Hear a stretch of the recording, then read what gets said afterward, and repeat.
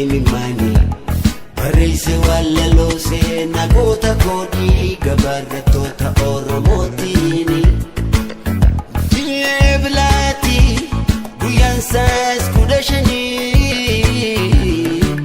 Dungoo koo ibseen ayyaaneffadha maatii koo waliini Dungoo koo ibseen ayyaaneffadha ilmaan koo waliini Alaabaa Oromoo yaa'iftuu hangaatu yaa'iftuu hangaatu Lubbuun goota meeqa sin ka yaadatamtu sin ka yaadatamtu Garaan na gubatee sammuu na dhiphisaa Oguu yaadattee gootoowwan kaleessaa Uffannaa keergisaa xiqqoo na caqasaa gootoowwan faarsaa Uffannaa keergisaa xiqqoo na caqasaa gootoowwan faarsaa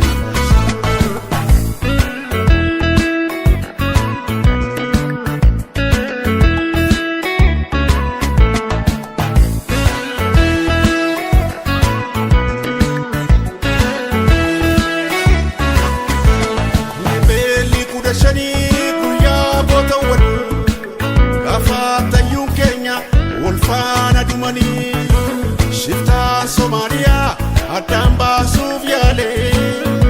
yoom kana baanii yoo tokkummaa malee amantiif kutaanii yoom addaan baanii ilmaan Oromootiif fakkeenya taaqanii gootawwan qaqqaalii agartuun uummataa lubbuu isaanii darbusi seenaanii yaadata guyyaa kabajamaa ilmaan Oromootiif kanaaf yaadataman Oromoonni marti isiniin jaallata dhaloonni itti fufee isiniin dhaadata Garaan na gubatee sammuu na dhiphisaa Oguu yaadattee gootoowwan kaleessaa Uffannaa keergisaa xiqqoo na caqasaa gootoowwan faarsaa Uffannaa keergisaa xiqqoo na caqasaa gootoowwan faarsaa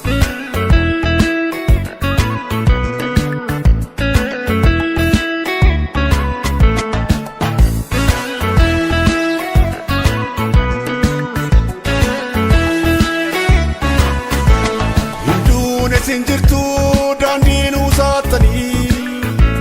Qabsoo Oromootiif xomboora taatanii maqaan udiinni mataa lafa laalee sabni Oromoo tokko hunduu walii galee gootaatu falmataa mirgaa uummatasaa lubbuu wareegamus seenaan isa kaasaa dammaqirra finii bakka jirtuu ka'ii Ilmaan Oromoota lolaatti bobba'ii walitti dirmadhu falmadhu mirga kee gabroonfataa dha'ii dhuunfadhu biyya kee alaabaan Oromoo hanga gad dhaabbatu falmaan itti fufu daraan agabbatu falmaan itti fufu daraan agabbatu Abba Odaa bakkoo jennaan iji korroobse imimani Barreesse wallalloosee nagoota koodii gabaarrattoota Oromootiini Ji'ee bilaatii guyyaan saas 15 Dungoo koo ibseen ayyaaneffadha maatii koo waliini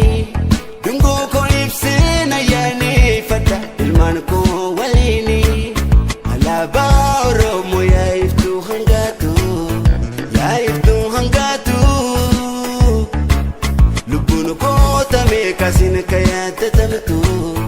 sin ka yaadatamtu Garaan na gubatee sammuu na dhiphisaa Oguu yaadattee gootoowwan kaleessaa Uffannaa keergisaa xiqqoo na caqasaa gootoowwan faarsaa Uffannaa keergisaa xiqqoo na caqasa